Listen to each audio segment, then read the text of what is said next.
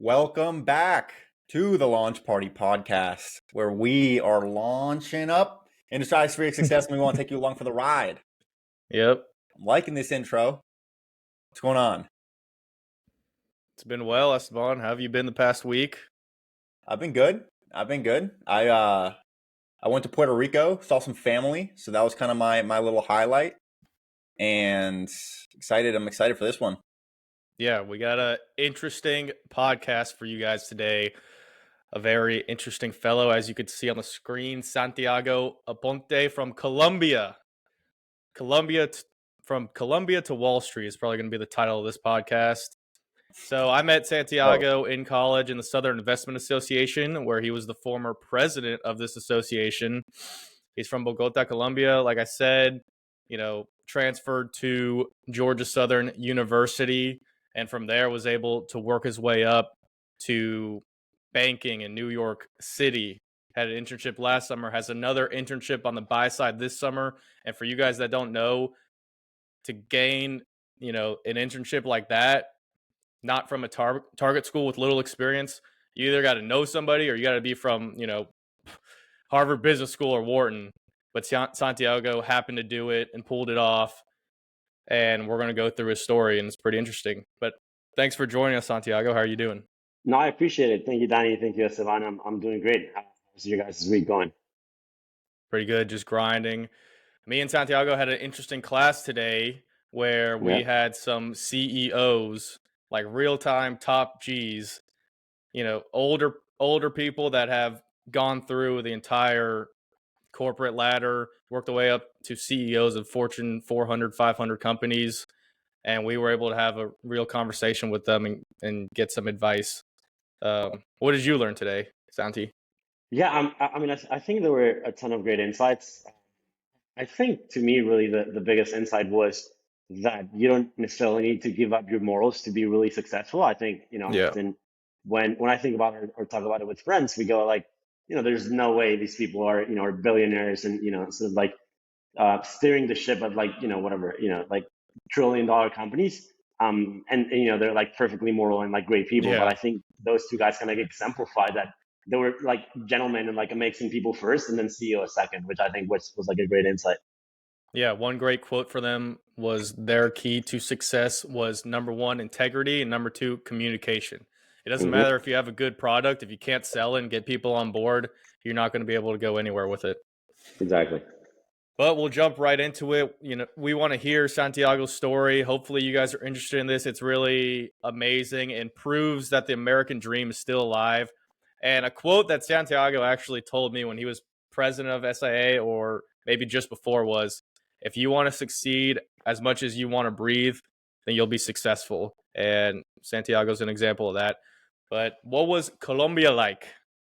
Yeah, no, I mean, first of all, let's give credit where credit's due. That's definitely not my quote. So, I definitely stole it for somebody, but I'll take the credit for that. But no, I mean, Colombia was awesome, right? I mean, I grew up there. I lived there for about, 18 years, right before I moved to college. And it's a great place to be, right? I mean, I say all the time that it's probably a little better if you're an American or like a foreigner and then go travel because you have all the money, can stay in all the nice places.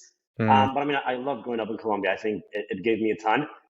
Definitely a very different experience, to being here in the States. I think, you grew up a little bit different, but I think, I don't know, I think my biggest takeaway, having been in a couple of different places, is, whether you live in Colombia or you live in the States, I think it really depends on where you are, right? You could be in Statesboro, Georgia, or you could be in New York City, and depending that you're in America, they're going to be very different experiences. So, to me, I think I was a little bit fortunate. I was, a little bit far away from the capital city, but lived a nice middle class life over there. I think had great family, great parents, went to a good school, and so really have no complaints about Colombia. But it was awesome.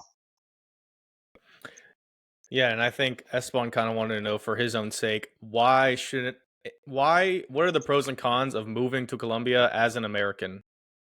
Yeah, I mean, today? I think, I don't know, it's an interesting question. I mean, I think it's been on the news a little bit. We definitely have some interesting kind of things going on over there. Definitely have to be careful if you want to live there full time or just, go play around. But I think really the biggest one, right? And I think that's it's the trend that happened a few years ago, which is like the digital nomad trend, which is, if you're earning dollars, or you've saved up Mm-hmm. your life savings in dollars, it's just going to go such a long way, right? Like, to me, that's the opposite way, right? Like, I have money in pesos that I have to, convert to dollars to be able to pay for school. And, every peso goes like a really short way here because it's like a 4-to-1 exchange. So if you think about it, right, like every dollar you make here goes like 4 times longer in Colombia, right? So like really nice food. I mean, I remember, last summer that I went back, I went back with one of my friends, and we had like a really really nice meal, right? It was like French toast, pancakes, like fruit, like juice, like really like a 5-star meal. It was $20 for the two of us, right? So like, I Mm-hmm. just think that's amazing. That's a perk. I think the nature is beautiful, right? Like Colombia is a beautiful country. I think I was also talking to some of my friends and explaining it. The people are like amazing, right? Like they're literally the nicest people you'll meet. They're all like kind of like service based, so like really anything you need, they'll give you. So that's an amazing perk, and yeah, I mean, I think that, and I think if you definitely have like connections outside, and you've built a life outside of Colombia, I think it's a great place to kind of like continue your life, maybe like start a business, especially having the expertise going outside to Colombia. Elaborate a little bit more on the cultural differences between your experience of the people here and your experience of the people over there, and just like the overall feel when it comes to dealing with the environment around you. Yeah, totally. So I mean, I think a little caveat is that I lived in different periods of my life, right? So when I was in Colombia, I was like a little kid, right? And Hmm. whatever, I was 18, but I was still kind of like that, in that closed loop environment. I was in school, I was whatever, like living with my parents, so I definitely don't have like the adult feel of what it is to live in Colombia. But I mean, I think I love the South. I generally do love the South. I think the feel of the people is very similar, especially in the South. And when you go to some of the warmer kind of like states in Colombia, just because again the people are kind of like very service based. They're always kind of like chatty, right? Like I think a big difference I make every time I go to New York is like people will want to help you, but like they don't want to chat about your day, right? Like they don't want to know how your life is going. In the South, Yeah. it's like they'll hold a door for you, and they'll you'll talk about your whole life, right? Kind of like same kind of like thing in Colombia. Um, I mean, I think the biggest differences, just come from, kind of the different periods that the countries are going through, right? And I'm by no means an expert, but, I think, with any sort of like developing country, you'll see that we are now going through maybe things that the United States already went through, like maybe a couple of decades away. And so you definitely leave, through some different periods. I mean, I think the opportunities aren't as big, right? Like you could be a doctor over there, or a lawyer, and then earn like a fourth of the salary that you would in the Yeah. states. The opportunities set, it's a little bit different. Public education, not that great in Colombia. So definitely like a two-sided coin, right? Like that, there's great things to be in Colombia, but there's also not that great things. Nice. Yeah, I want to get into. Wait, go ahead. Yeah, I was gonna say real quick. Um, so just remind us one more time of when was it that you got here to Yeah, the so U.S.? I came here about like 2.5 years ago. So I graduated from high school, was 18 years old, and then we can get into the story a little bit later. But as soon as I graduated high school, kind of have like 2 month period, and decided to apply to colleges, and ended up coming to the States. So it was about like two and a half So years ago, so 2021. okay, so you spent 18 full years in Colombia, and Exactly then right. 2 years ago. Guys, Hmm. listen to his English. Yeah, Impressive, it's crazy. impressive. Tell us about that. How is your English so good? How'd you learn English? Because for only being here 2 years, like you are very, very, very good. No, I appreciate it. I mean, it's always heartfelt when people say that, because it's definitely an insecurity of mine. I definitely struggle with it, from time to time, just like missing words.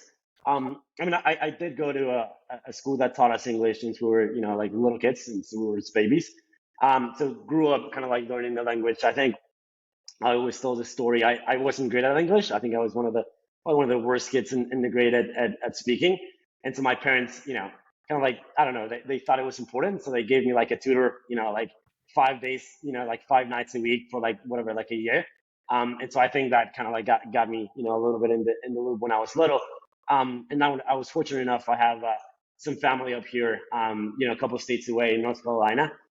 So I had, the privilege of coming to the States a couple of times. So I spent maybe like 2 or 3 summers over here doing, like YMCA camps in North Carolina. So I think that definitely helped. But no, I mean, to your point, I mean, I remember, especially when I was, kind of like starting my career, starting, networking, talking to people, I would be in hotel rooms or, in my bed, literally the night before practicing how to say words and, how to like really sound like, an American accent. Right. And I think for a while I had the feeling that like, oh, I really want to get rid of like my Colombian accent because it's like, it's not going to serve me well. And I had a couple of great mentors that actually said like, that's a part of you, right? Like that Yeah. makes you who you are. No need to like get rid of it. The last, little thing I'll tell is my friends in Colombia used to make fun of me because, I kind of like honed it in to not do the Colombian accent. And I started saying my name like Santiago Aponte, which is like, the American way of saying the name.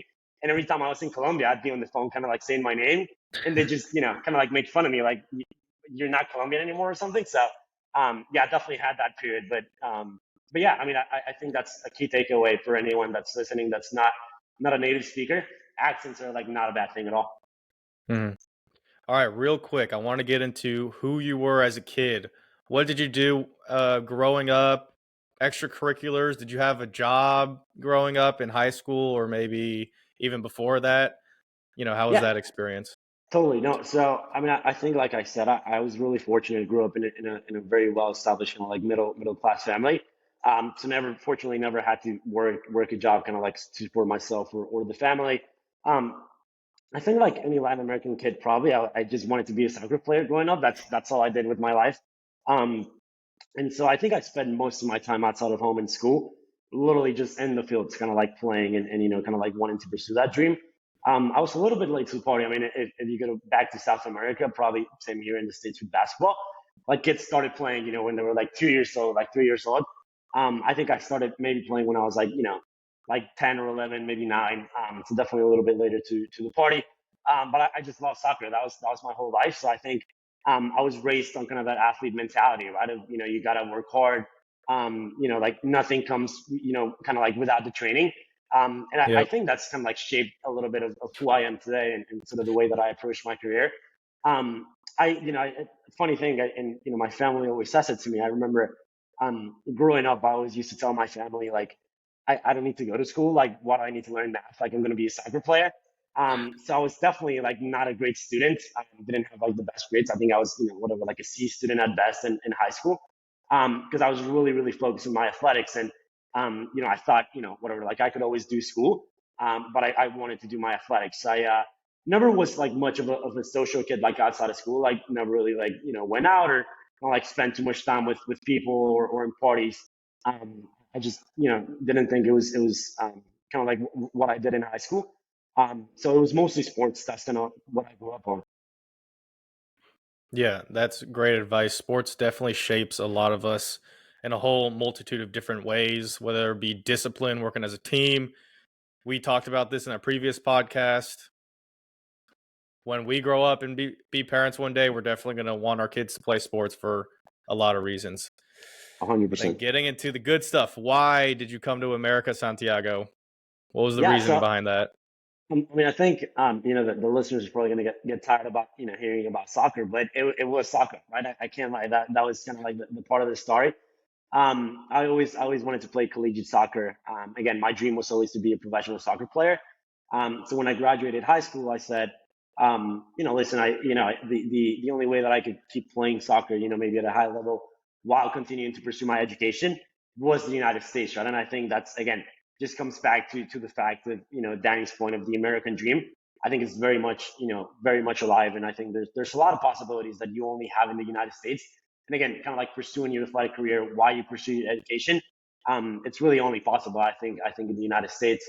Um, so obviously, senior and junior year of high school, we had COVID over in well, the whole Hmm. world really, but in Colombia we were locked Yeah. down for a good period of time, and so unfortunately didn't have like tape because we weren't allowed to like bring cameras into the game. So Mm. I couldn't like send tape to coaches or like do the traditional period that people do to like get to play college soccer. So there was like a small agency in town who kind of like helped you, kind of like dumb down a list of colleges in the States that they think they'd be a good fit for you.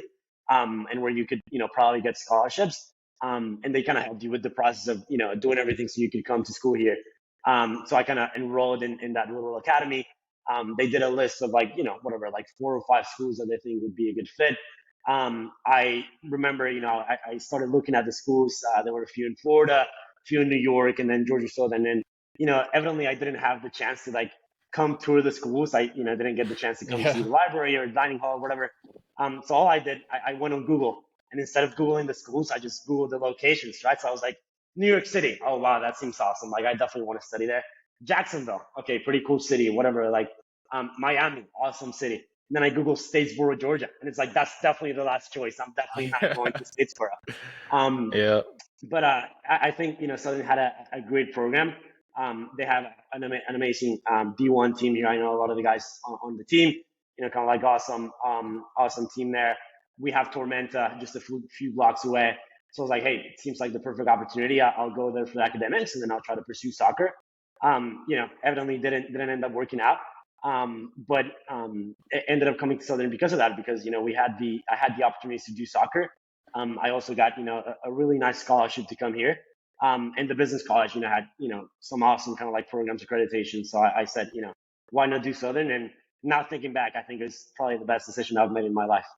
Yeah. And then continuing on that, why did you pursue your finance and information systems? Yeah, so I'm only finance. I did computer science and math for a while, but only doing finance now. Okay, so then why did you choose that? Yeah, so again, when I was kind of like applying to school, and I went through that process of like, hey, whatever, I want to play soccer, but I still gotta like choose a major because they're asking me to.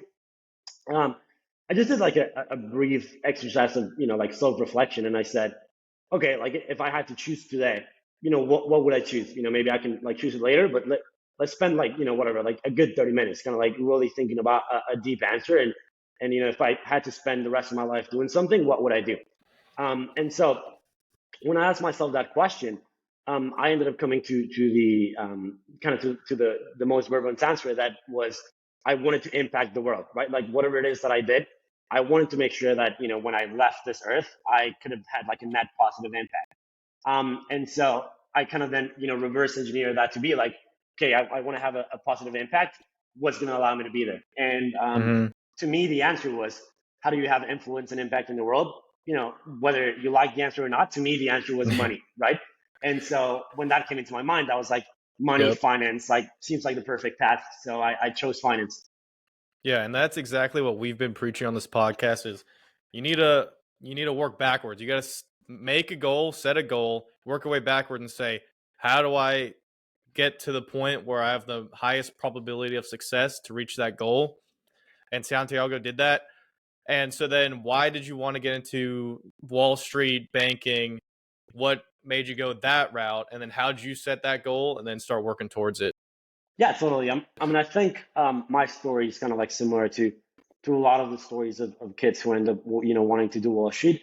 Again, I kind of chose finance, and when you do that, just like with any other career, I guess you start, just going to Google and kind of like seeing, okay, what jobs can I get? If I have a finance degree, what are the possibilities if whatever I major on this thing, and I whatever I just kind of like had a list, and at the top of it was like investment banking. And it was like every Google page you went to was like, okay, investment banking is like the premier career. And so I think it was, again, I think it's the path that every finance major goes to. You just start seeing that all the time. And evidently you're, when you're, whatever, an 18, 19-year-old, you're very impressionable, right? And so you start reading about the salaries. You're like, oh, 6 figures right out of college, like very respected, like exit opportunities, like all of these huge buzzwords. And so the more that I started getting into it, I was like, okay, investment banking seems cool. Like I have no idea what I want to do, but it seems like a worthwhile pursuit, right? Like, again, to the point of like, it's probably like the path of least resistance to financial prosperity. So I said, I'm going to do investment banking. And I think really the biggest thing that I tell kids when, kids, and I'm a kid myself, but when I tell people that I'm mentoring, is the nature of finance, the more you learn about it, the timelines are super pushed back, right? So the more that you start learning about investment banking, whatever, like these high finance jobs, it's like you got to start recruiting like, in high school, right? Like, that's an exaggeration, Yeah, but it's you got crazy. to start doing stuff very, very early. So when I was fortunate enough, I think, to get out of that, because I started, really just getting really ingrained, kind of like watching YouTube videos, podcasts, etc. And I got that in my head that, hey, you need to do this stuff early. You need to, really focus on this since freshman year. And so I said, hey, I have no idea what I want to do, but if it is investment banking, I have to start today. So I Yeah. said, I'm just going to focus on doing banking, and kind of, figure it out from there. If it's not what I want to do, then I can transition, after school or something. And ended up not doing banking, which I think, again, was the right path for me. But I think the choosing of that pursuit of saying, I'm going to dedicate the next 4 years of my life to pursuing this goal, I think very, very important thing to do. Yeah, it's very important to pick a goal and then take action. If you're going to sit around and do nothing, you're never going to reach that goal. Armies in the past, I think I read The Art of War by Sun Tzu. Good He's book. like, I've never seen an army win that didn't make any decisions. I've seen armies lose that made hasty decisions, but I've never seen an army win that just sat back and do nothing. Right. So you got to take action. Santiago, do you want me to put you on the spot about some finance questions? Cool. Sure. I mean, you can. Do it. We'll try it out, but we'll start with saying that I have no idea about the investing world, but we'll tackle it as best I can. Okay, we'll get to that. We'll get to that later. I do want to ask you one more question about the college experience. For sure. What did you learn from college on the curriculum side, and then what did you learn on the social side? Yeah, but I mean, I think both two very important things to learn in college, and I think I generally think, right, there's a ton of kind of like debate out there. You and me have discussed it in class, around the investment in college and whether that still stands. The ROI. Exactly. But I think for me, the biggest thing in school was always, and it's a very cliche saying, but I mean, I think it really stands true. School, it's a platform for you to learn how to learn, right? Like, it's literally the springboard for you to like be like, okay, whatever, like I want to learn about finance, or I want to learn about private equity. How can I do that, right? And I think it offers you just 4 years where you can explore whatever it is that you want to explore, right? Like, I think, to me, there's never a time like college to be able to like explore your interests, right? When you go to your like full-time career, and maybe you start off like in consulting, maybe you do whatever, like a year in consulting, and 6 months in, you go like, wow, man, I this is really not what I like. Like, I really want to, I wish I could try out like investment banking. It's like, now you got to do like a whole life switch, right? Like, you got to interview for this other job, quit this Yep. job, go move companies, like maybe even move cities. Like, in college, I could literally just say like, oh, I'm going to go do the consulting club and the investment banking club and the finance club and the coding club, right? And you do all of these things simultaneously, and you go like, oh, I really found out that I like X and Y, and I'm going to drop like A, B, and C. And so I think it's really important to do that in college. I think, to me, the one of the most important things is just learning the basics, right? I think you can't expect to come into college kind of like, waiting to learn the secrets of life, because one, I don't think there are any, and two, like, if there were, like, why would they be teaching them in college, right? Like, I'm going to keep those to myself, right? And so I think it's important just getting the basics down, right? Like, I think, we here in Southern see it a lot, right? It's like, with finance, you can really kind of like dumb all of finance in a very general sense. It's like time value of money, right? Yeah. And so it's like, okay, you're gonna have Discounted like, cash flows. exactly, 20 classes just learning about this like very basic concept. But I found it like really important, right? Like, I think, maybe this anecdote is kind of like useful for anyone, in high school or something. Again, wasn't like a really good high school student myself. And so didn't, really necessarily pay like a ton of attention in like math class or whatever. And now I kind of like see myself suffering the consequences of that. I go to a math class and I'm like, oh wow, how did you like multiply fractions or something, right? And it's like, the basics really, really matter, right? So to me, coming to college and be humble enough to say, hey, whatever, like, I want to learn about option pricing and the Black-Scholes model and like all of these fancy things. But like, if I don't have these basics like you really, really down, then how can I expect to do all that like fancy things? So learning the basics is really, really important. And to the other point of kind of like learning the social aspect, I think in the world, right, in any endeavor you choose to do, it's all moved by people, right? Like, people are at the center of everything we do. So learning how to deal with them and just learning how to be comfortable around people, it's a very, very important skill to have, like whatever it is that you choose to do. And so I think college is an awesome springboard to, again, get to meet people, right? Like a lot of, like really successful entrepreneurs have met like their co-founders in college. Yep. A lot of people are, maybe not that great at socializing, and then they use college as kind of like those 4 years to say, I'm going to get out of my comfort zone and I'm going to go do it. And I think it's really important in college to take those steps to get out of your comfort zone. And I think socially, at least for me, that was definitely a point that I'd made. Because I think especially kind of like coming from another country, not coming to college with like anybody I knew, it was very easy. And it's very easy, I think, for anyone to kind of just be in your dome room, kind of like, do put your nothing. AirPods in, not do anything. And so I think college is a very, very good place to say, hey, I'm going to get out of my comfort zone. I'm going to talk to people and for the rest of my life, that's what I'm going to be doing, dealing with people. And so I think learning how to speak to them, being in a social setting with them, like incredibly important. So I think giving yourself the chance to both live college academically and socially, very, very important things. Yeah. And thank you, Santiago, for reiterating exactly what we've been saying in the past couple podcasts with networking, building that foundation, doing things that are difficult, put yourself out there, learn how to sell yourself, learn how to be social, build that foundation, whether it be in finance or mathematics or anything that you're learning about. And college is a great place to discover what you are actually interested in and then begin to start to pursue that. Because in real life, you probably will have too many responsibilities, not enough time, and it'll just be too much of a hassle to completely, like Santiago said, do a 180 when you realize that you don't even like this thing that you've been working on your whole 4 years of college once you get out. Exactly. I've But noticed that a lot of people who have made really big lifestyle changes like you did coming to the United States, or maybe some people who moved from, one part of the country to a completely another part of the country, or they go to the military, stuff like that, they tend to sort of be forced into a corner where they have to learn how to get along with people. And in a way, the safety net is kind of gone. And you can let me know if you've experienced this in your life personally. And they tend to be really personable, just easy to talk to types of people. Whereas maybe someone who has been in the same bubble their entire lives, they haven't taken many leaps outside of it. Maybe instead of going to a college where they had to live in a dorm, they chose to commute from home. It's those small decisions like that. They get to 25, 30, 40 years old, and they haven't move the needle as much when it comes to utilizing their personal skills to improve all areas of their life. So, it seems like in your case, given the movement that you've had no choice but to be able to get along with people and put yourself out there. And then now that's accelerated you to such a degree where I would bet that your test scores alone weren't what got you these opportunities, right? You had, it was because of you.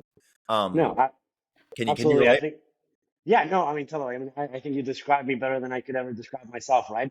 I think all of those things are like incredibly important. And I think to your point, and Danny's point as well, it's a lot about like getting out of your comfort zone, right? Like I think, people who again, live at home and they have the same friend group. I mean, I see it in Colombia all the time, right? Like, there's this one university where like, whatever, like half the class is like comes from our school, so it's like you have the same friend group, like you never learn how to do anything differently.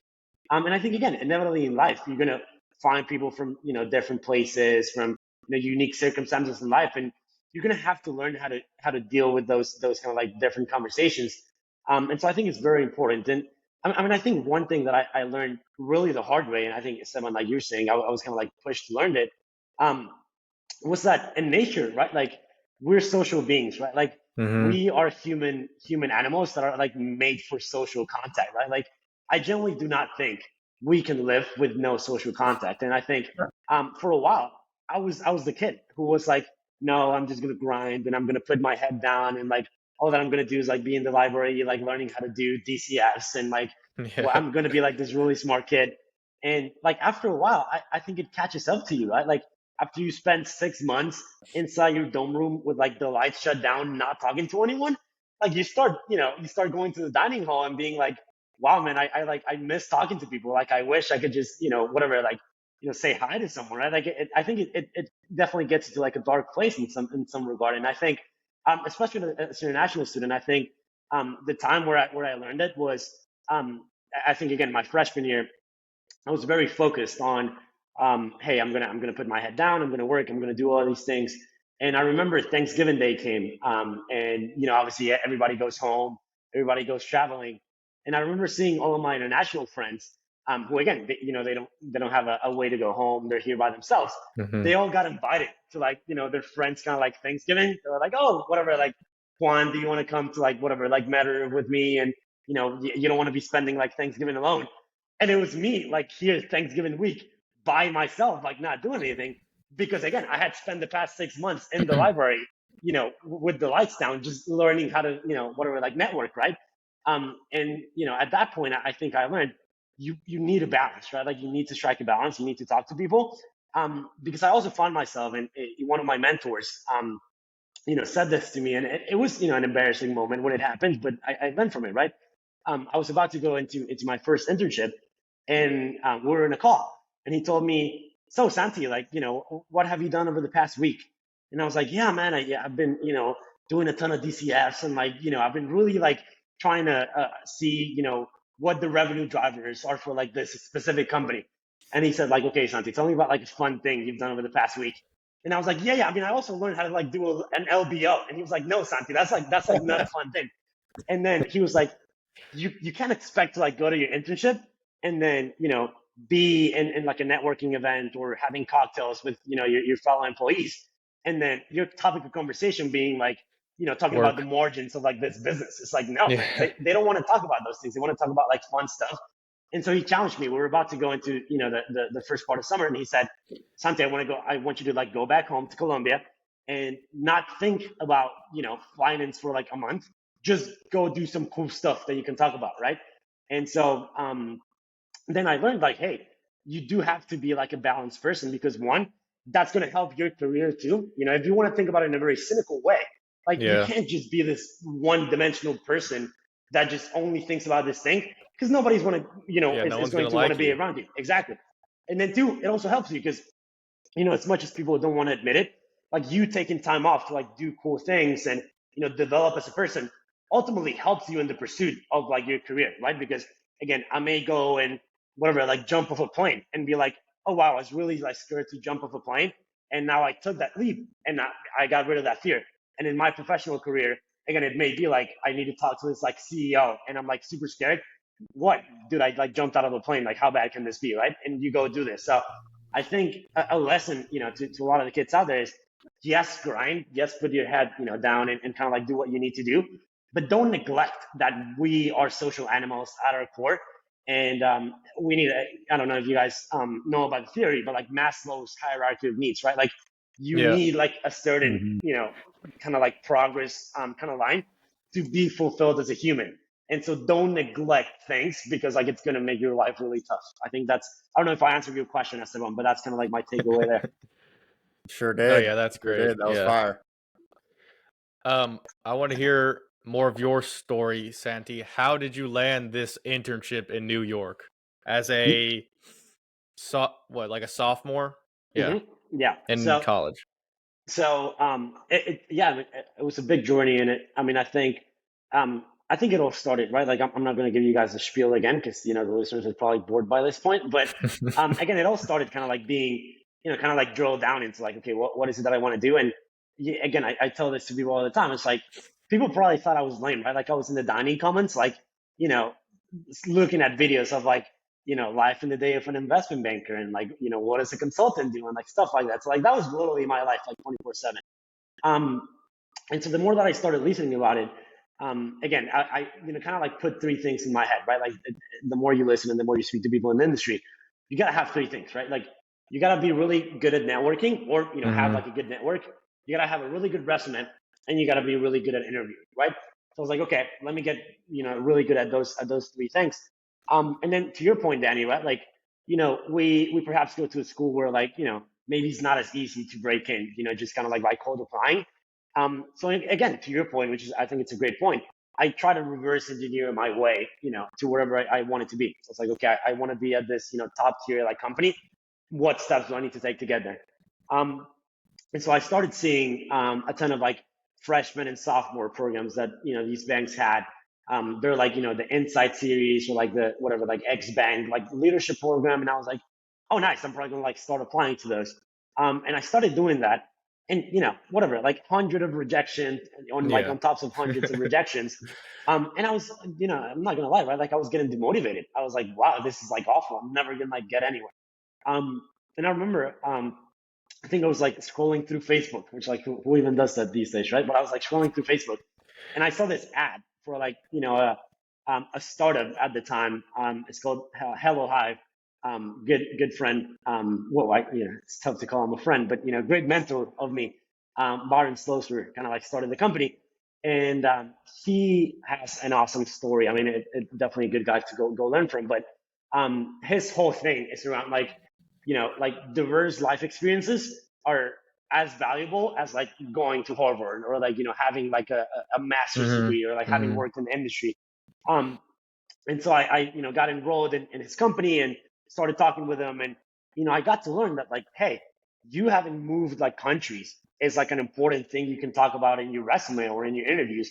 Like you working at the dining, like I worked at the dining common freshman year. I didn't have that on my resume. Like I never spoke about it. Like why would I speak about that, right? And then he was like, no, that like shows grit. That shows like, hey, this kid is like willing to put in the time to like do school and work. Shows time management, whatever. And so I think it was through him, right, and through a couple more mentors that I started, then building my resume and being like, okay, well, I'm gonna put that I was an athlete. I'm gonna put that I was in ROTC for a couple of months. I'm gonna put that I worked at the dining commons. I'm gonna put that I'm an international student. I think I got like a nicely built resume, and I again started applying to a couple more things. Fortunately, like Hive had some programs where like everybody got accepted, right? And so I think that one was very important because it kind of like gave me a ton of confidence, right? Because we had a ton of firms. It was like 27 different firms in asset management. And there were like whatever CEOs from those firms kind of like in Zoom. And I, again, to the point of like going out of your comfort zone, I made it a point to say, it was like whatever, maybe like 1,000 kids in that Zoom. I said, I need to find a way to like stand out from the other 999 kids. So I said, what am I going to do? One, dress really nice with, right? So like unlike what I'm dressed like today, like I had like a full tie, right? Whatever, like a button up. I had like a really nice background. I was like sitting, whatever, like standing up straight, like smiling. And then I said, what's the next part? Like engaging, right? So like whenever they said who has questions, I was like the first to raise my hand. I like practiced my questions beforehand, and I'd make sure to like every session I was the kid who like asked the question, right? And I'd make sure to like, again, little nuggets you can do, like saying your name before you ask a question, right? And the more that I started doing that, and the more that like those CEOs, those like executives started reciprocating it, and I was like, oh, they like don't care that I do that, right? Like they're actually encouraging that I talk to them. I started gaining confidence, and I was like, let me just keep on applying. I kept on applying to these programs. Eventually, one of them said yes. It was a bank in New York. It was like a 2-hour event, and they emailed me and said, hey, we'd love to have you. It was like a cocktail event. It was like a 2-hour come talk to the firm. It was up in New York City, and I was in Raleigh, North Carolina. Didn't have like a cent to spend. Didn't have a car. And I said, I'm going to figure it out, right? I said, yes, I'll be in New York City. The next day, I like talked to my boss. I'm like, hey, can I get in advance of my paycheck? Bought a Greyhound like ticket. And I went the next day. Like it was like an 18-hour bus trip from like North Carolina to New York. I did the trip up there, landed in New York City, maybe at like whatever, like 7 a.m. So it was like an overnight trip. I made sure to like, take good advantage of the trip, go see whatever Central Park, go see the bull. And then at night, I had like this 2-hour event with the bank, and then traveled back in the bus, at the end of the night. And I think that was actually I was fortunate enough to meet this guy that I was talking about, Byron, in person. And again, by the grace of God and whatever the stars aligned, he resonated with my story. He made a post on LinkedIn about like my story, and he said, same thing we're talking about here, like, hey, this is a kid from Colombia, whatever. He came to New York in a bus. The post, it didn't blow up, but it gained some recognition in LinkedIn. And then that's kind of how the story started. And then I started building my brand. People started knowing me. Nothing crazy, but I had a story now, right? And so Mm-hmm. I made sure to leverage that.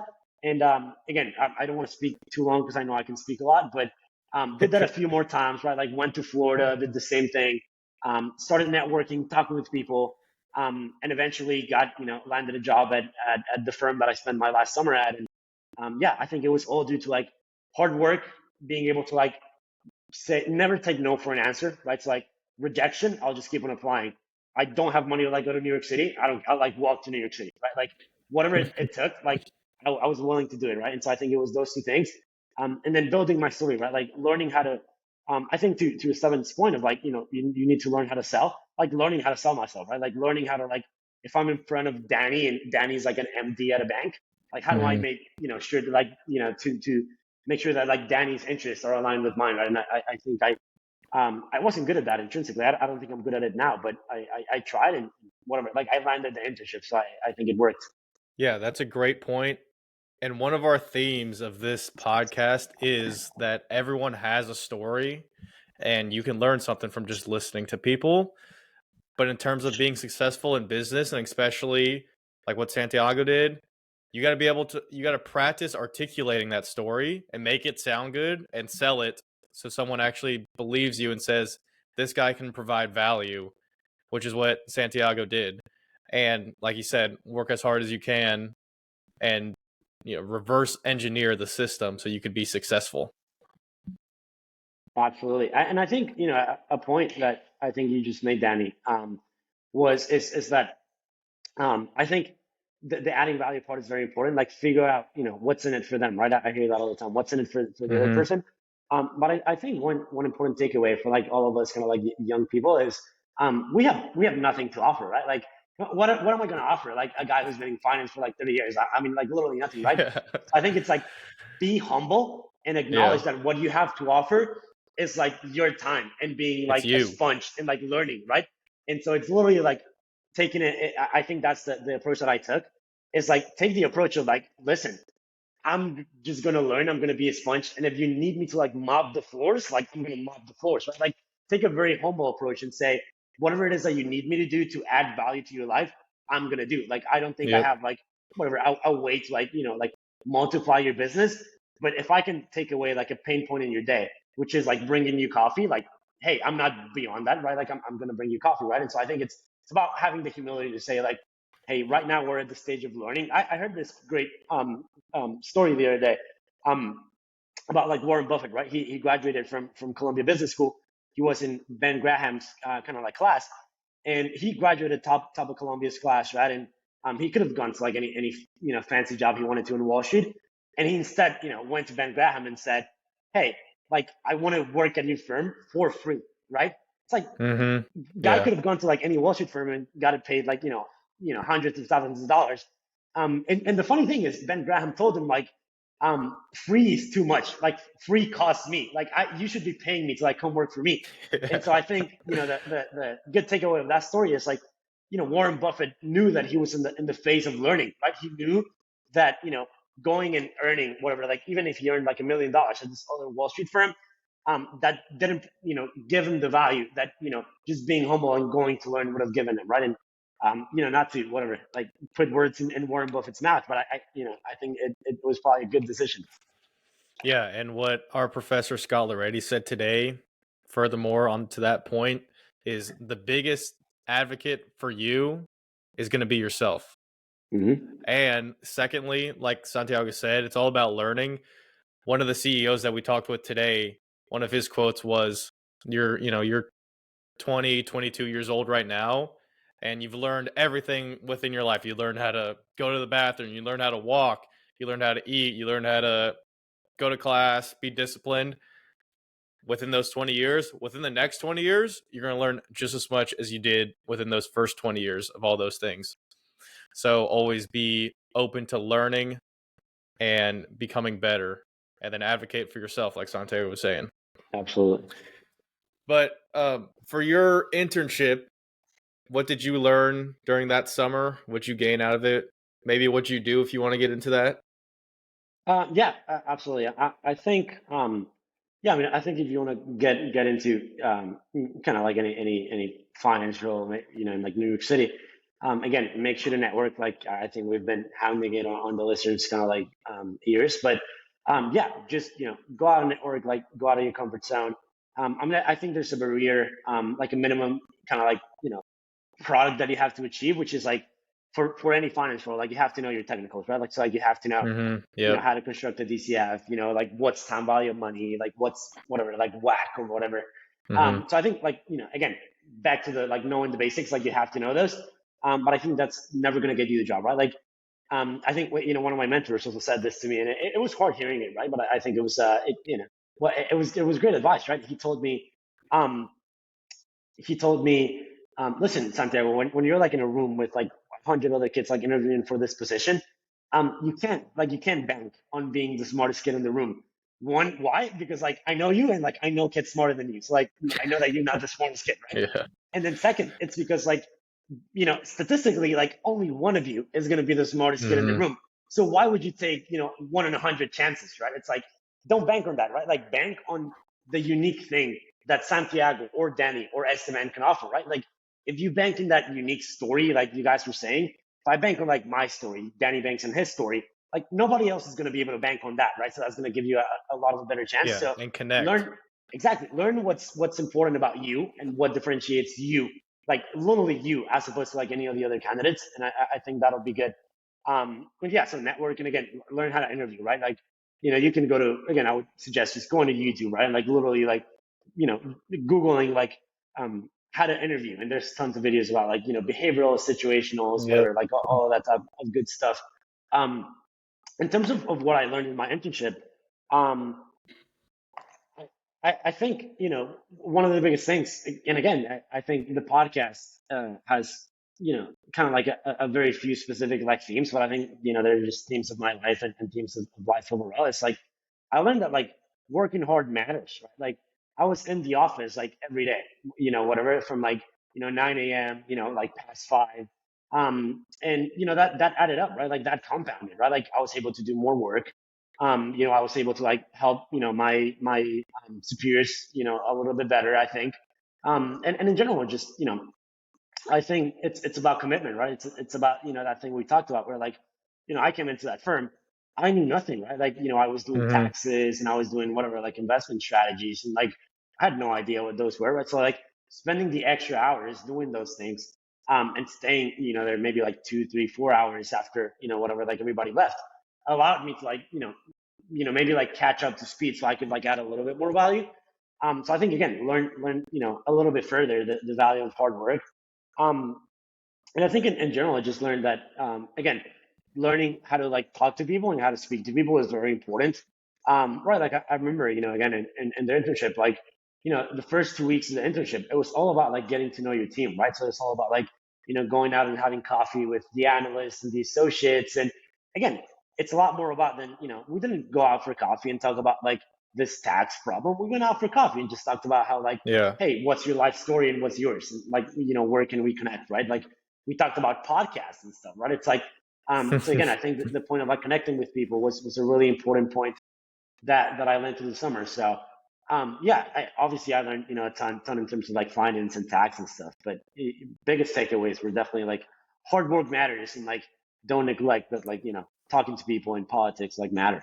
Yeah, and I think a good point is, especially in these internship roles or even in the first like higher roles, intro higher roles, they don't expect you to know everything, and you're not going to be put on super difficult problem solving situations. You're just going to be doing the default foundational stuff, and as you're there and grow over time, like we said, you're going to learn, and they're going to expect you to learn, and they're going to put you in increasingly difficult situations so you can learn more and more over time. Coming in as an intern, they don't expect you to be able to consult an entire multi-billion-dollar business. So a lot of people kind of go into those things scared, like, what am I going to do? I don't even know anything. It's going to be terrible. Really just work hard and talk to people and get people behind you. What I learned is understand what like everybody's role is, and then befriend the people that you don't know that they do what you don't know what to do. So then you can be like, hey, I really need help. Can you help me do this? Or can you do this? And you just pass it on and delegate. So then you don't actually have to do all the hard stuff. Someone can do it for you. And then you guys just work together, or they can teach you how to do it. Exactly. Yeah. But that's great stuff, Santi. Esteban, what else do you want to add in terms of finance internships? What would you say were some, I guess it's a little bit more broad, but some habits that you've introduced into your life that have helped you be, be successful in these internships and just move along in general? Yeah, absolutely. It's a good question. It's a big philosophical question for me, the habit thing. I'm big into the, habit tracking and optimization and all of those things. I'm not good at it, in any fashion, but I'm big into it. But I think some habits that helped me. I think one was always having like a service mentality. So always making it a habit, like every day before I left the office, I used to go around, kind of like the floor and saying, hey, what up to my analysts, the associates, whatever, the VPs, the MDs, saying, hey, is there, before I leave the office, is there anything that you need help with that I can stay and help with, right? And sometimes they would say like, yeah, sure, like, I could use help with this project, but no worries, like go home and you can do it tomorrow. Some other times they'd be like, no, whatever, thank you. But the thing that never happened was like, they never said like, don't bother me. Like, why would you even ask that? Right? Like the minimum thing that happened was like, oh, Santi, that's very thoughtful of you. Like, I appreciate you asking, but no, go home. Right. And I think that goes a long way. So one habit was that, like, before I left the office every day, go out and ask, kind of like, what is it that I can do? I think the other thing as well is just being mindful that like you're working with people, right? And as an intern, it may seem very, very I forget the word. See, this is one of those times where I forget how to speak English, but it can seem very daunting to like go up and speak to people and shoot up conversations like if you've known them forever.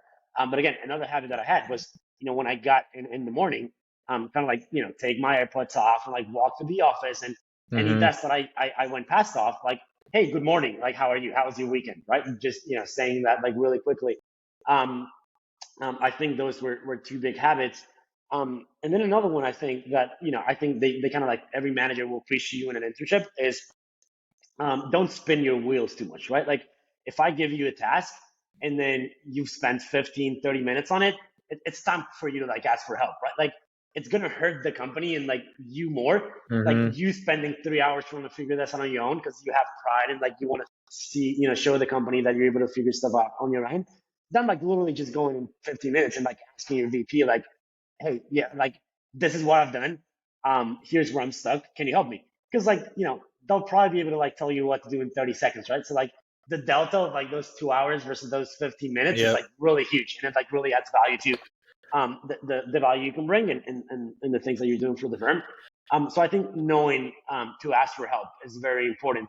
And I think a caveat with the asking for help is, again, what I just said is like, give it a fair shot, right? Like if they give you a task, spend a good 15, 30 minutes, like really, really, kind of like trying to develop this to the best of your ability. And then when you go ask the question, again, it's about how you ask it, right? Like you don't go and say, if Danny's my analyst, I'm not going to go up to Danny and say, hey, Danny, I know you gave me this tax project. Dude, I have no idea what's going on. Can you like come to my desk and help me? Like, no, he's not going to respond well to that, right? But if I go and say, hey, Danny, sorry bothering you. Like, I spent the past 30 minutes kind of like looking through this tax project. I've been able to like get these number rights and I get why that makes sense. But I'm kind of stuck on this like depreciation thing. And I looked this specific thing up on Google and like that's what comes up. But I want to make sure I don't mess this up. So I thought I'd like come ask you. And then Danny's going to be like, oh, yeah. Like, we don't use the Google method. Like, we use this specific method. And then done. Boom. Right. So, in short, it's like asking questions, having a service mentality, and like being kind and generous, I think. Yeah, this is great practical advice for anybody that is trying to be successful or get into the business world. So I really hope you guys are listening.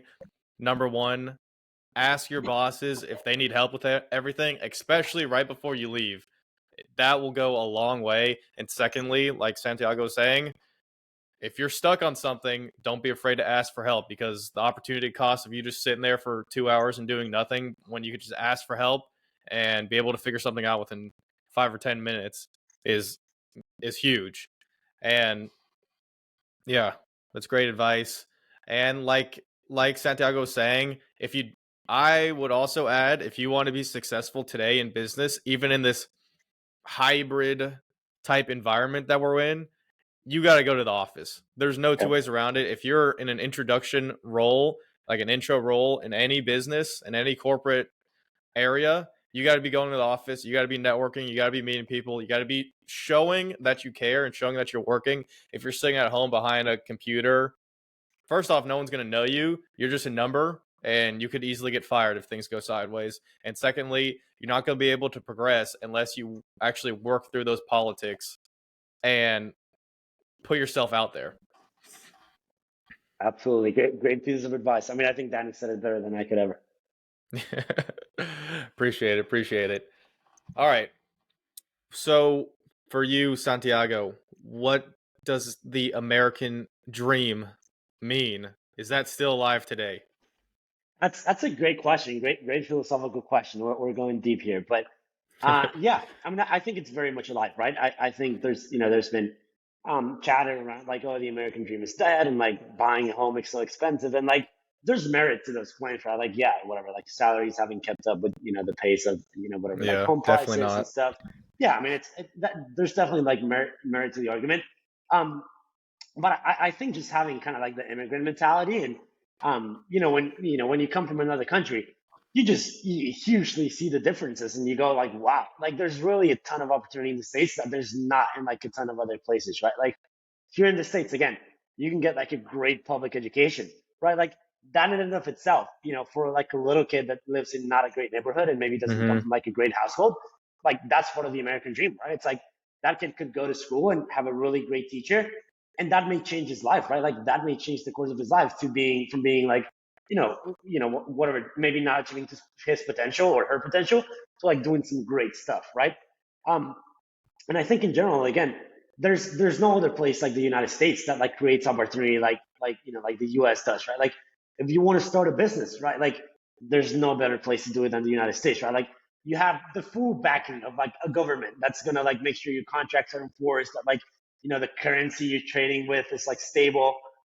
Like you can't really say that in like other countries, right? Like in Yeah. other countries, Mm-hmm. I did this research paper for one of my classes last semester, and it was comparing the ability to like open a business here in the States, and then in like I think it was like Peru, and then the same guy tried to open like the same business in Miami and then in Lima, Peru, and it took him 300 and something days to open like a little clothing shop in Peru, and it was Yeah, so funny because he said it took me like 300 and something days and like 4 bribes to like government officials. Like I had to go be like, hey, can I like go that's past the crazy. line?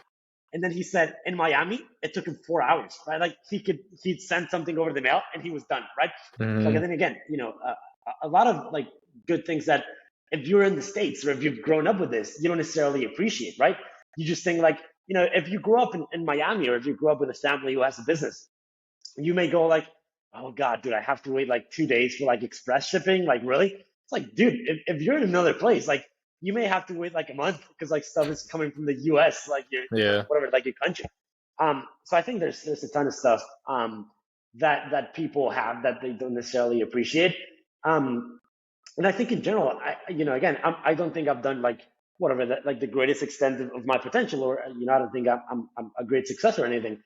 But I think I'm like a poster child for like, hey, I said I want to come to the States. I want to make something of my life. And like you said, right, like I made it from like a kid and like living in his dorm room, like not knowing what to do, to like a kid who is now working in New York in these like big fancy companies, right? And so I think again, very much alive, because like I didn't do anything special. All I did was work hard, and the fruits of my hard work came true. And so I think, yeah, American dream is very much alive. All right. So, furthermore, what drives you personally to be successful? Yeah, again, another deep question that we're digging deep into me here.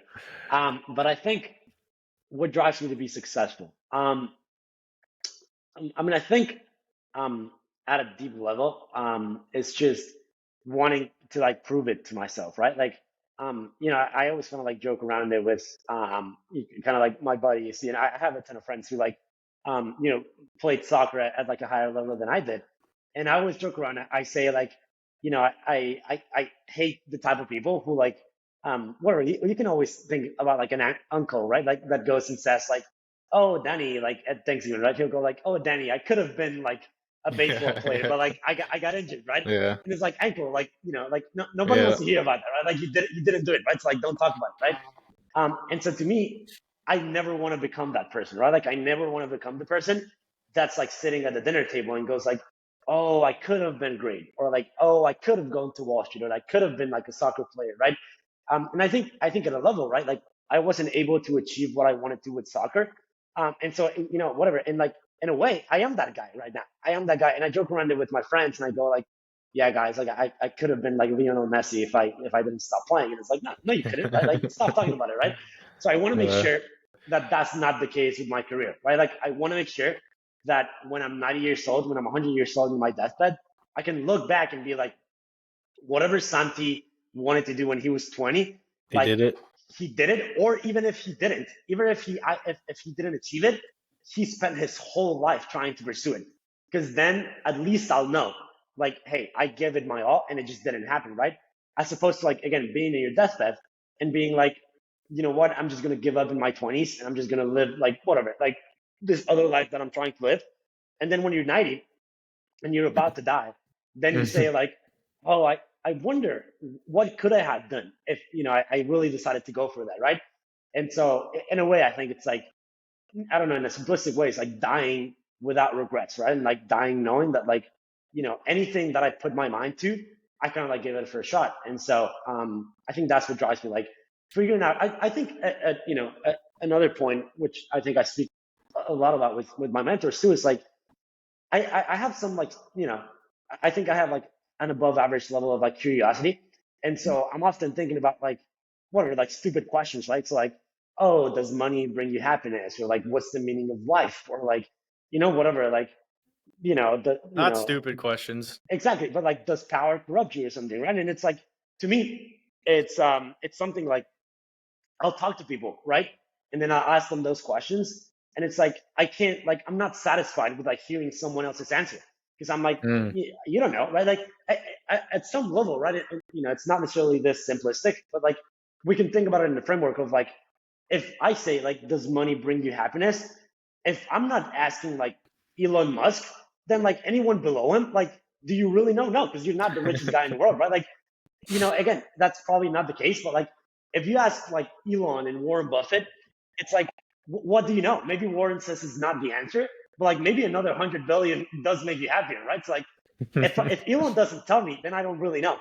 But again, like it, it's really hard to like get those answers from like some other people. And so to me, it's like because I have those Mm. questions, I kind of want to die, knowing the answers to those questions. And the only way that I could do that is by making my life the answer to those questions, right? So like, hey, pursue having a lot of money, or pursue making like a big impact in the world, pursue having like a great family.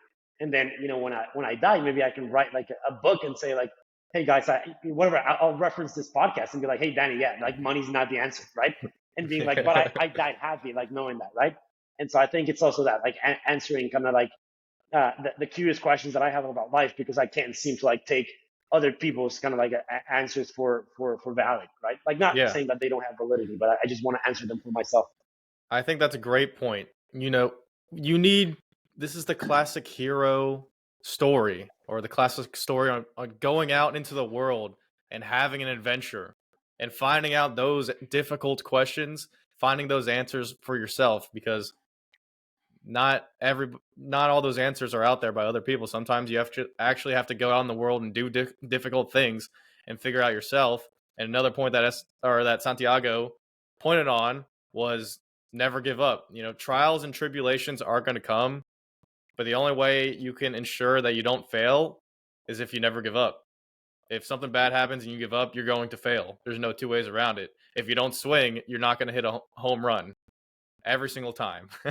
Exactly right. That's exactly right. And I mean, I think, we heard about it today too, right? In our class, it's like, Hmm. you don't need to hit 100% of the shots you take, right? Like, even when you think about finance and investing, it's like that's been like a super shocker to me, right? Because like we always kind of like dwell on our failures, and it's like even at the greatest kind of like hedge funds in the world, right? Like the greatest investors ever at those seats, they have like at best maybe like 60% batting average, and that's probably like saying too Yeah. much, right? Like if you're right 52% of the time, like you're golden, right? And so it's like learning not to give up, and learning that life is all about like I heard this great quote by like I love this guy Alex Hormozy, Yeah. and he was talking about like it's all about volume, right? Like I don't care about like quality, or if like the first time that I do it it works.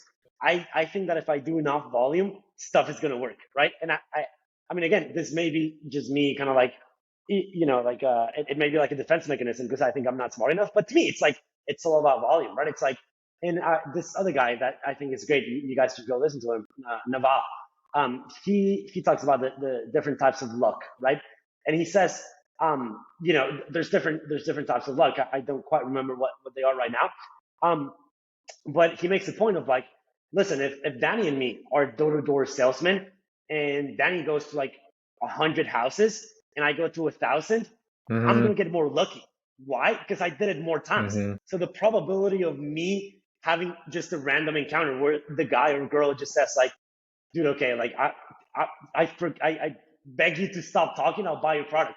Like that's just gonna happen if I go 1,000 times instead of Danny going 100, right? I'm gonna make myself more lucky, and so I think that's a concept that like a lot of people don't think about, which is like luck. Yes, dumb luck just exists, right? Like I'm here and I just won the lottery, but there's also like made luck, right? Which is like, hey, I tried so hard, I went out and like did things so much that in the end I made my luck, right? Like I went to 10,000 houses, and in Hmm. one of the houses, like Elon Musk happened to be at the house, and he was like, "Yeah, kid, I'll buy $1 million of your product," and then boom, right? Like I got lucky. So I think the volume thing, it's like it's very, very, very important. Yeah. It's a numbers game. For example, if you're a salesperson, you get a 10% close rate, and you go to 100 meetings and you have 10 sales, that's 10%. If you do 1,000 meetings, then you'll have 100 sales. That's 10 Mm-hmm. times as many sales. But there's also another nuance to that. If you actually do the work and go to those 1,000 meetings, eventually your sales rate is going to become, that percentage is going to get better because you're learning more, you're gaining more experience, and you're learning how to deal with people more and sell that product more. So you got to just, it's a numbers game. You just got to keep working at it, and you will get better, and you'll also be more successful. And I think another great point to add, now that I thought back to Alex Ramos's podcast that I listened to the other day, it's he said it too, and I think Danny, you just reflected on it. You got to be okay with rejection. You got to learn to embrace rejection, right? Because like yes is only on the other side of no, right? So like you're not gonna get Hmm. like to your point, you're never gonna get a yes by asking just like one time. So you gotta get comfortable with like going out and like again getting rejected. You getting told in the face like, no kid, I don't want to like fund your startup. No kid, I don't want to do this. Because in the end, again, I think to your point, Danny, it's a numbers game, right? And I tell it to a lot of kids again who are doing internships, or even I don't tell it to people who are racing startups because like I'm not at that point yet. But um, Yeah. you only need a yes, right? Like for an You internship, just need right? one Like yes. we get thousands of rejections, but if we get one yes, then you're like golden, right? And it's like it's the same thing. You only need one VC to say yes to your idea. You only Hmm. need like not one customer, right? But like you only need one boss to believe in you and then promote you, right? Like it's all about like that one yes, and that's just gonna come by the virtue of you like being okay with being told no, right? And so I think embracing rejection is like very, very important, which I'm not, I got to get better at, but I think Yeah. again it comes back to a theme I think we've talked about in the podcast, like getting out of your comfort zone. I think that's very, very important.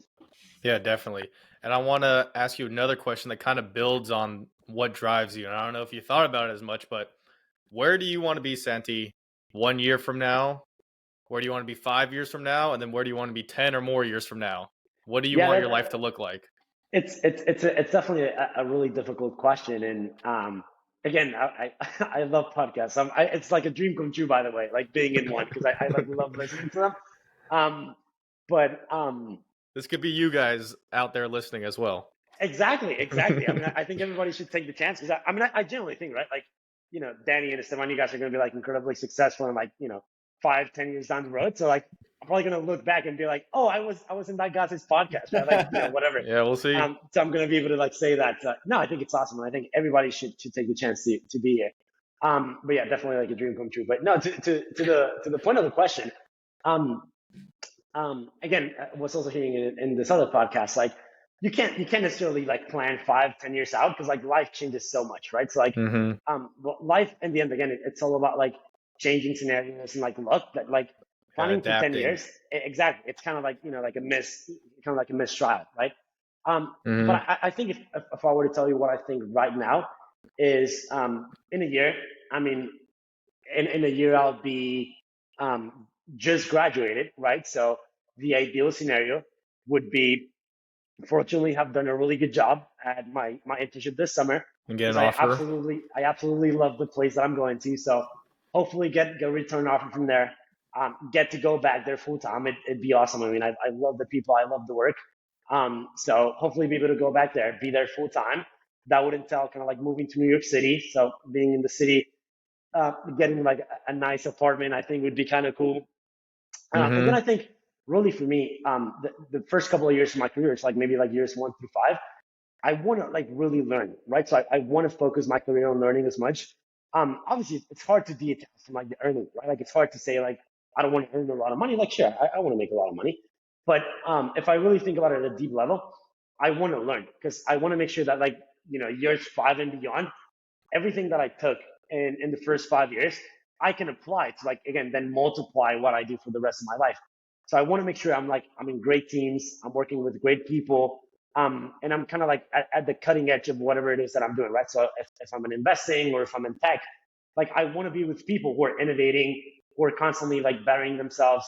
And I think again we heard this advice today in class as well. It's like I want to be in rooms where like I'm the dumbest guy ever, right? Like I want to be in rooms where like I'm like generally like, wow, what are you guys talking about? Like I need to go home and like watch like a Khan Academy video to like get caught up to you guys, right? That's kind of my idea.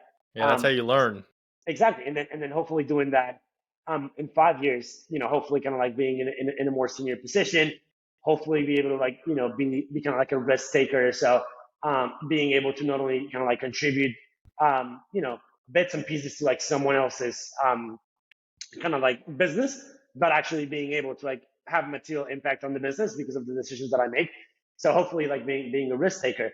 And then in 10 years, who knows, right? Like my hope is again to like make a good mark on the world. So hopefully, have a clearer path of, the way that I want to do that in 10 years would be like the ideal scenario there. Yeah, this is great advice, everybody. I hope you guys are listening. Those first 2 to 5 years in corporate America and the business world, you just got to learn. You got to grind. You got to learn. You got to expand your network like we've been hitting on all podcasts. Those years are for you to become who you want to be so that you can do things in the future that you want to do. And separate your ego from, you mentioned being the small fish in the big pond, right? Being the dumb person in the room. If you're the smartest person in the room, you need to get out, you need to find a new room, right? Yeah. And a lot of us avid podcast listeners have heard that line before for sure. And it's very true. Yep. And I recently got some really good coaching on that specific subject. A lot of people, they just love being the smartest person in the room. They get off on it. It makes them feel good. Or they just love being the most qualified in whatever it is they do, especially at an early age where they don't have the maturity or they haven't learned the tough lessons to make them realize like, hey, maybe that's not such a good idea. And what that does is it halts them in their growth. And this doesn't necessarily just have to be in business. It can be in any area of life. If you want to progress, if you're not growing, you're dying. Again, another good podcast line right there. If you want to progress, you do have to be in environments where there are other people who are doing things beyond what you are doing. And sometimes it's a hit to the ego, right? It's like, dang, I don't want to leave this room where I get to people worship the ground I walk on every single time I walk in it. Like this shit feels good.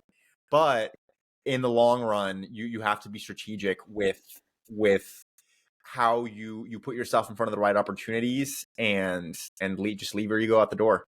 Yeah, that's how you grow. And let me ask you guys this question, because I'd love to hear it. What are you guys' like top podcasts? I hate to like promote other podcasts in the pod, but what are the top podcasts?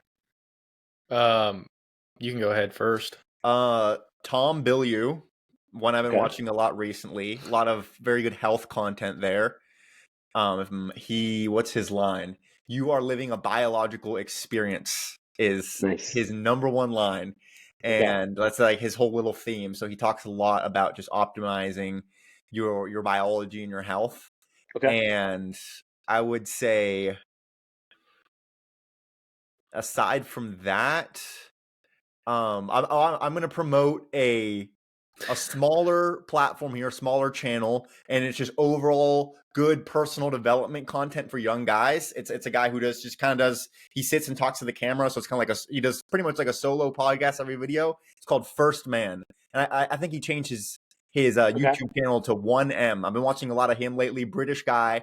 And if you just want to if you're just a young guy like us and you just want to develop just like as a man, not necessarily, it's not super businessy. It's more so just like lifestyle and how to optimize your lifestyle and how to get the most out of your youth. Watch him. So yeah, I'd recommend those two, Tom Bilyeu and 1M, First Man. I thought you were going to promote your guys' podcast then for a minute. So you guys are probably too humble to do that. So I'll do it for you guys. Anyways, Launch Party podcast. Exactly. Launch Party podcast. That's what you got to listen to. Exactly. For me, my number one podcast, just for everything, life advice, psychology, health, is Jordan B. Peterson podcast. And then I listen a good bit for current events, news, a little bit of politics, and definitely business. Patrick Bet David, he's got a cool group, and they're usually pretty interesting. Go through some cool topics. And then politics for me, I don't want to get canceled, but fuck it. Ben Shapiro and like Tucker Carlson will be my like political podcast that I listen to. Nice. Now that's cool. Those are some good choices. For me, it would be definitely Dr. Peterson. I mean, I love Dr. Peterson. He's awesome. Yeah, he's a goat. Exactly. Has had like an amazing impact, I think, in all of us probably. I would say another one. It's a gem. I don't think it's a hidden gem. I mean, guy's like super famous, but Modern Wisdom by Chris Williamson, such a good podcast. Everybody should go listen to that podcast. Lex Friedman has also an amazing podcast. Those are like the two ones that Alex Hormozi is great. I've only listened to him just the clips in like other people's podcasts, but I don't know if he has one. But anything Alex Hormozi, I think it's like decent too. Yeah. All right. Let's dive a little bit into the finance. Do you have time, Santiago, or do you have somewhere to be? No, like if you want to go till like 12 a.m., I'll be here. So whatever you guys want. Yeah. I mean, we might as well keep going. So what is your view on the current macro economy and the current markets? Where do you think it's heading in the next 6 months? Yeah, that's a tough question. I'd hope I have a lot of uncertainty right now. Exactly, and I'd hope I'd have like a crystal ball to be able to like make good trades. Yeah, unfortunately, none of us have that benefit. But I'll have to preface with this, and I hate to be that guy, but again, I have no idea about kind of like the markets we're investing as a whole. I think I'm just an apprentice right now, and also like this is not financial advice, and also none of the things that I'm saying reflect the views of my past or that's the same for the podcast as the whole, by the way, in case we get sued. But yeah, I think for the market, the thing that I think about right now is that I think sort of the broader market has priced in the event that we're going to have a soft landing and that we're going to have like a booming economy.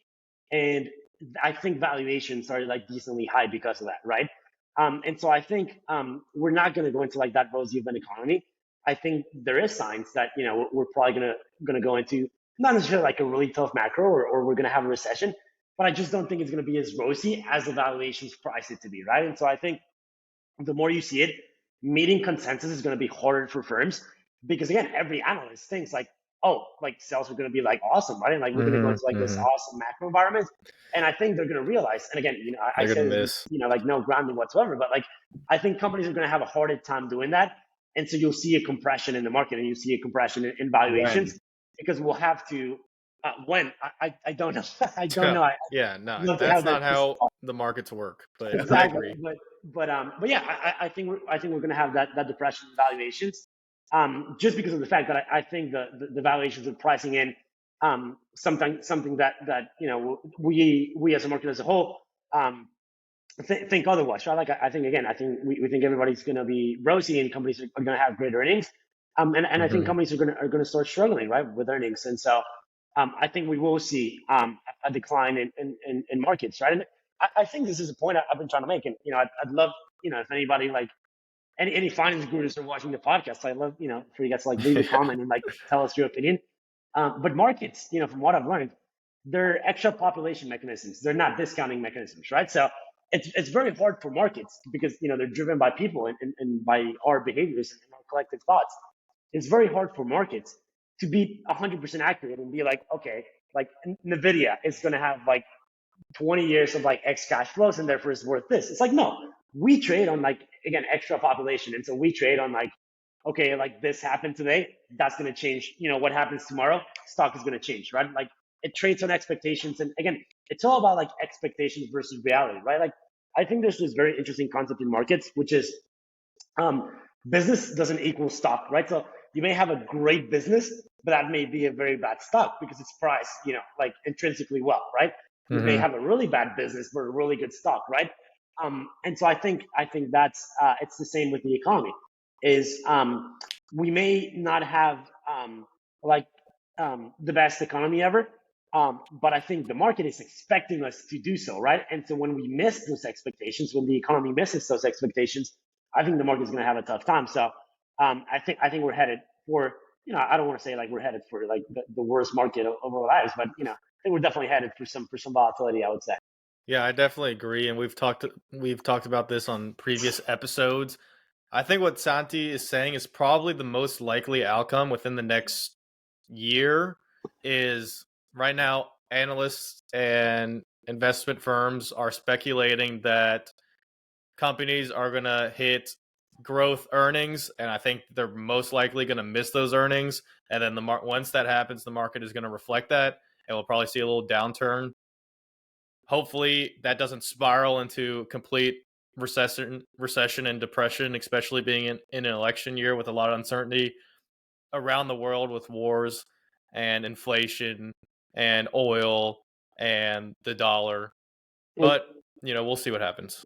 I think another point, and again, this is kind of like my outside view, my 2 cents, is I think you've seen a trend, and right, you saw it last year with markets, is there are like a few stocks driving the markets, right? Like today, right? Like today was that's how the S&P like, works too. Exactly, and it was like today the market was banking on Nvidia, like having good earnings, right? Like Nvidia was like the heart of the market today, right? Like Nvidia did good, like the market was going to do good. Like Nvidia did bad, like the market's probably going to boom tomorrow, right? Because Nvidia had like good earnings, right?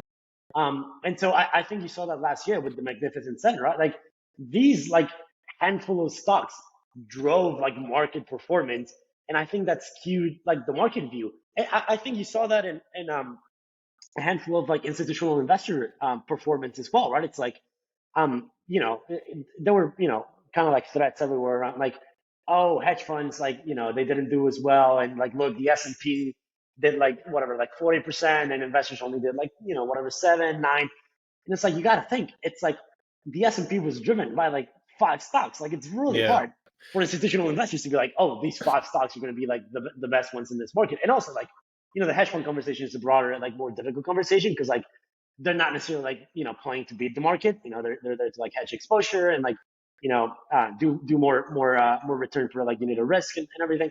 But yeah, I mean, I think that's a broader point that we're seeing right now. So I think a handful of companies are driving performance, and then I think also a handful of themes, right? Like AI, right? Like anything AI related, it's booming, right? And it's like, oh, this is going to be this great thing.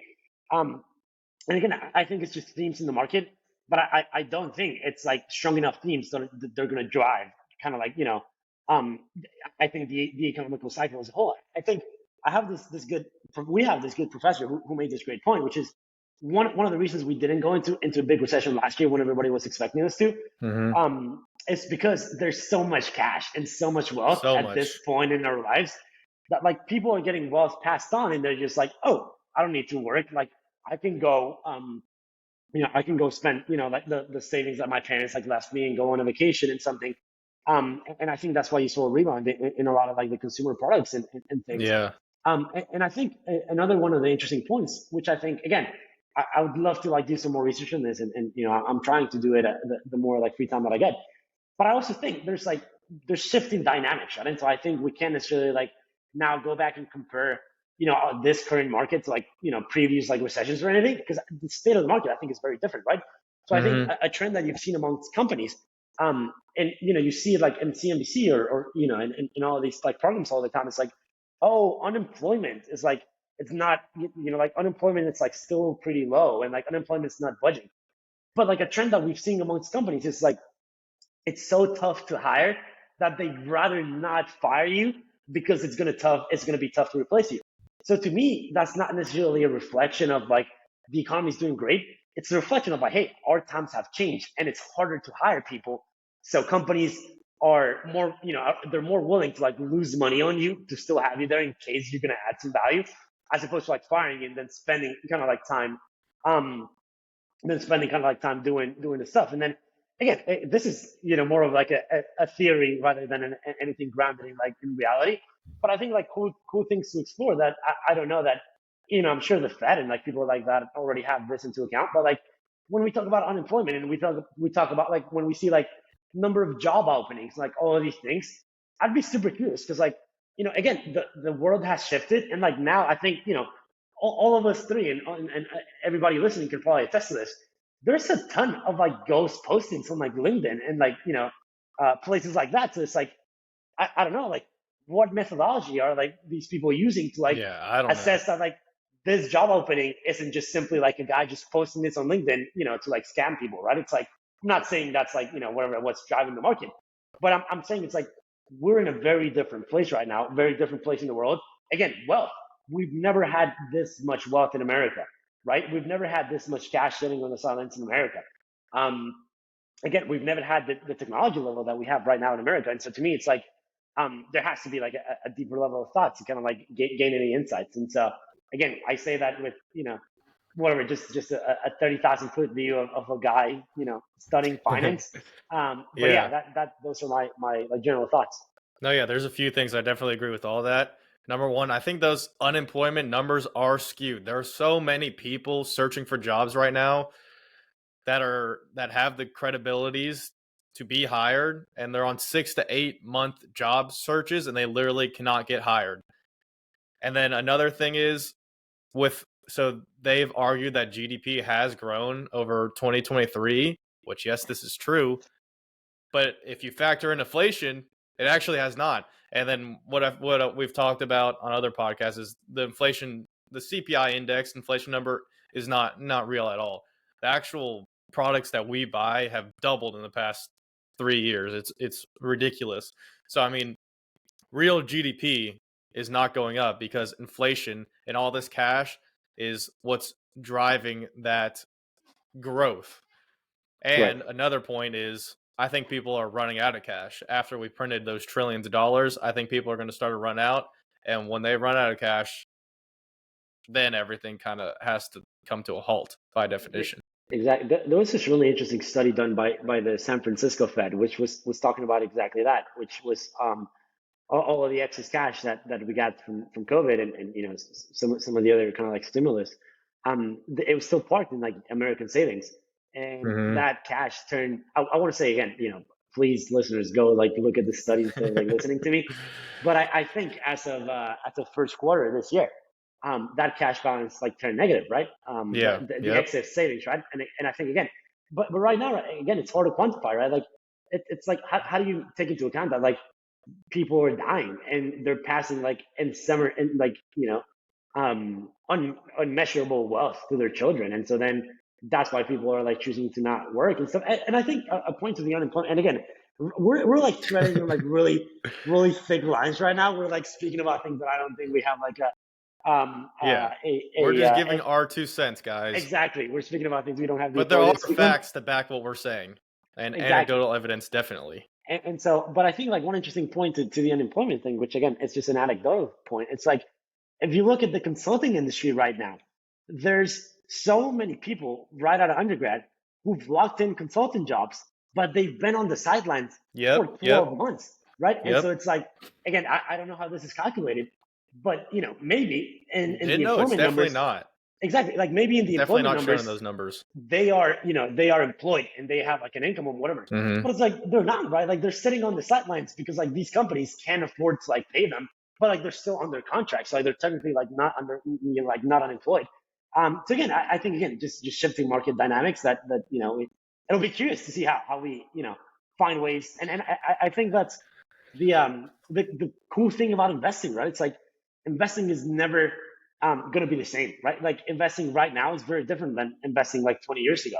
And so I think it's a cool, for anyone listening, I think it's a really cool profession to go into if you're curious, because every day is going to be different. And like, if I go into this profession, hopefully like, 5 years from now, or not, well, not 5 years, a year from now, if I go into this profession a year from now, and then I stay there, whatever, and then in 20 years, I think it's going to be very different, the things that I can do now than in 20 years. And so investing is like definitely a cool place to go spend your time, I think. Yeah, and another thing that we've been pointing at during this podcast is learning. And the best resource or tool that you can have at your disposal when you're in the finance or investing field is research.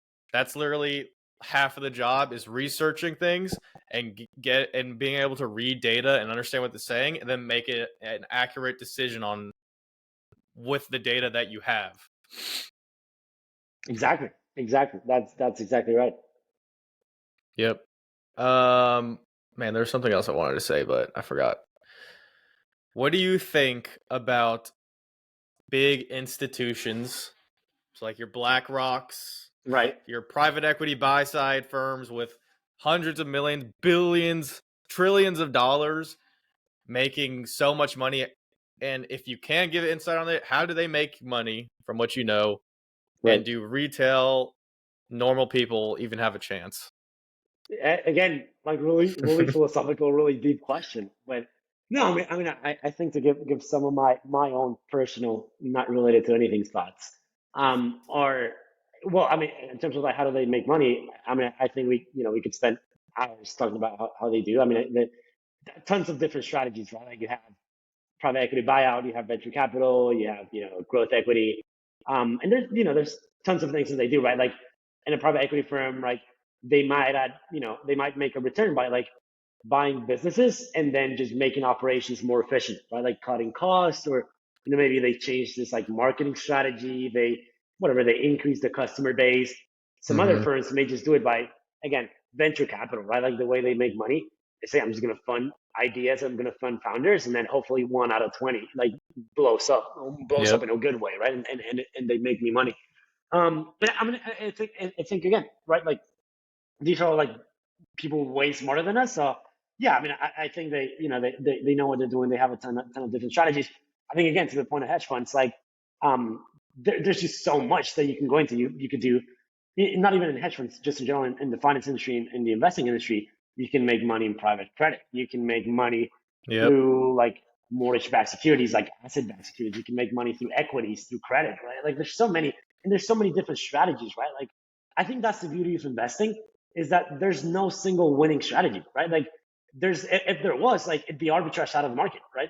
Like there's no value investing is not necessarily any better than like momentum investing. And that's not necessarily any better than like private equity, like buyout investing, right? It's like all of them have their little like quirks and downsides, and they all work in a way, right? And so I think that's the beauty of investing. It's like, again, some firms make money by doing arbitrage opportunities, which just means like taking advantage of like statistical, imbalances in the market, right? Yep. Some other firms make money, doing what do you call that? I forget what you call it, like advisory and like defense advisory or whatever that's called. Share activism, right? Some firms make money off of activism, right? So they'll buy whatever this company that they think management's like pretty bad, and they'll switch up CEOs, they'll switch up some of the strategies, and they'll make money off of that, right? So I think to the point of like retail investors is like, everything that I've said right now, it's like there's no chance you do that, right? Like, how are you going to do that, right? Like, we don't have money to like go, or people. like we don't have money to like go buy out like 20% stake in a company and tell the CEO like, hey, you need to change this strategy, right? Like, we don't have enough money to like go buy out like huge businesses and be like, okay, I'm gonna like increase the market size. So I think, um, again, another great point that I heard too. It's like, stock picking, like picking individual stocks. That's some people's full-time job, right? Like, there's people in Wall Street whose full-time job is picking stocks. So why would you ever expect that you can beat them by like doing that, in like a part-time way, right? Like, there's no, I don't think there's a way, right?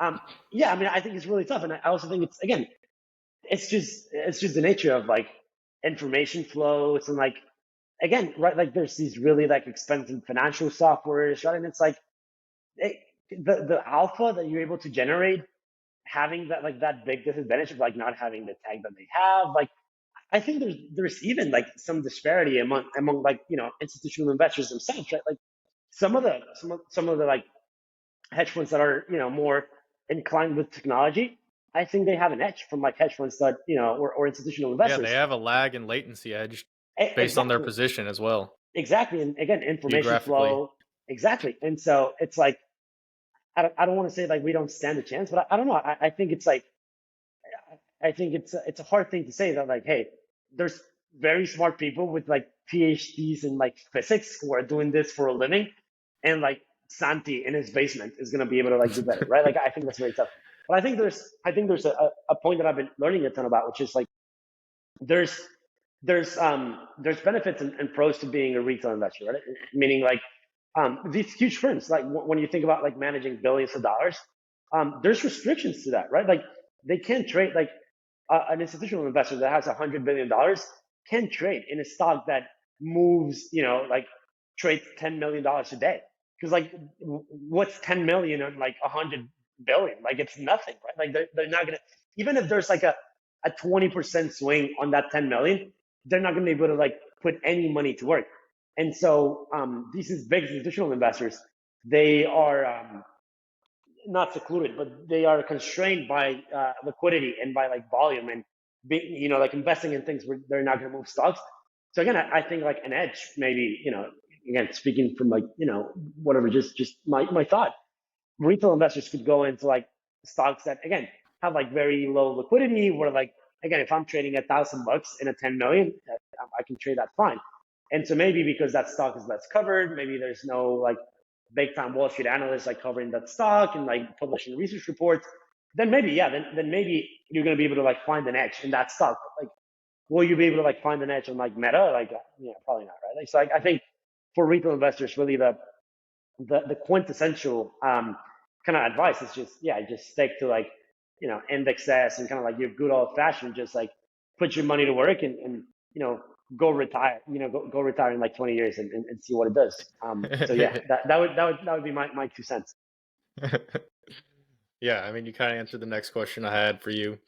As a retail investor, probably your best bet, because you're not doing this full time, you don't have the expertise or the technology, and you want to invest in 20 or 30 years, or you want to retire in 20 to 30 years and invest, probably just throw it into the market, indexes, value funds, and just let that grow over time. Well, Esteban, do you have any more questions? I know we've been running for a minute. That was Santiago a lot. loves talking. That was a lot. I Which is do love great. talking, man. I do love talking. I apologize. No, No, that's that's exactly great. what we need. We're It's a gonna get podcast. we're gonna get tons of great clips out of you. It's gonna be good. Wow, Yeah, am I gonna become famous or what? maybe. That's the plan. I guess Yeah. last thing I'll ask you, kind of to wrap it up here earlier, and I wrote this down on a little note of things I might want to circle back to. If you could summarize it down really, not necessarily in a couple sentences, but if you could just really summarize it down. You mentioned you want to make a net positive impact on the world. what is your net positive impact on the world, or what does a net positive impact on the world look like to you? Because obviously you don't know exactly what you're going to do just yet, but how, what I guess really what I'm looking for is what is positive in terms of the impacts that we can make. For sure. I think, Esteban, you've learned nothing from the past 2 hours because, like, I can't summarize, right? So, like, you're asking me the impossible. But no, I'm kidding. But yeah, I mean, I think what is positive, right? I mean, I think at a very philosophical level, it comes down to like a personal answer, right? And I think the answer that I'll give is I spoke to one of my mentors as well, and what's positive to me, or what's like really net positive to me, may be very different from what's net positive to Danny, right? And so to me, net positive, maybe, and again, we've been learning about this in class, Danny, which is like if your goal is affecting 100 people and like maybe getting 100 people out of poverty, that's as much as a net positive event as if my goal is like, hey, I found this, like, I adopted a kid who came from like whatever, like this like third world country, and I want to give that kid a good life. I think that's also a net positive impact, right? So I think it comes back to like a very personal discussion of what is it that you want to do. But to me, again, I think it comes back a lot to just like very, very general like morals and values. And I think the deepest one and the most simplistic one that I know, and one of my mentors has like put this into me a lot, it's like just do what's right, right? And it's just like whatever, like, at a deeper level, like what feels right inside of your heart and like what the right thing to do is in a given situation. Never shy away from that, right? Like never let your morals outshine you. I think this is the last quote that I'll give you guys, but also like great quote that I saw the other day was write down a list and write down in a list the things that you aren't willing to give up for the dreams that you have, and those will be the things that the person who is going to beat you is willing to give up, and that's why they're going to beat you, right? And so I did my list like a couple of days ago, and in my list I had my values, my morals and ethics, my mental clarity, and then like freedom of thought, I think, or like freedom of choice, right? And so to me, that's a net positive impact in the world is doing things that seem right and that advance other people, not just me, and doing them while sticking to my core values. And so I think, again, it comes back to that old cliche saying, right? Like when you leave the world, leave it like 0.01% better than when you came. And I think if you do that, I think that's just as impactful as like making it 1,000 times better. Yeah, that's awesome. That's the exact thing I said on a previous episode. No to way. quote The Hobbit, The Lord of the Rings, The Hobbit again, it's everyday acts from ordinary people that keeps the evil at bay. So just do your part, man. Santiago, it's been real. Thanks for coming on the podcast and sharing all this really practical advice, philosophical advice, sharing your story. I've definitely gained a lot from hearing it. Hopefully everyone else has as well. We'll get some clips up. It's going to be fun to watch back. Definitely, if you want to be like Santiago and get on the podcast, DM us what you're interested in talking about or a little bit of your story. We would love to have a listener on the podcast in the future. I think that'd be great. Any closing thoughts, Santi? No. Again, I mean, I want to thank you guys because, again, dream come true. I mean, I had like a blast of a time. I know I could speak a lot. Hopefully, it was of help to any of the listeners. Again, I think, closing thoughts, like work hard, like enjoy life. And then the last thing that I'll say is, again, I think these two guys are going to be very successful, and I think this podcast is going to be huge. So I'm claiming that when you guys are celebrating your, whatever I'll say, when you guys are celebrating your 2,000th episode, I want to be the guest, right? Because when you guys have like 1 million subscribers, all right, so I want to be the guest. But thank you guys for fulfilling this dream. I think what you're doing is very noble, and I'm very appreciative to have met you guys, and hopefully we can keep in touch. Absolutely. Definitely. Thanks, awesome. Santi. Thank you guys for listening.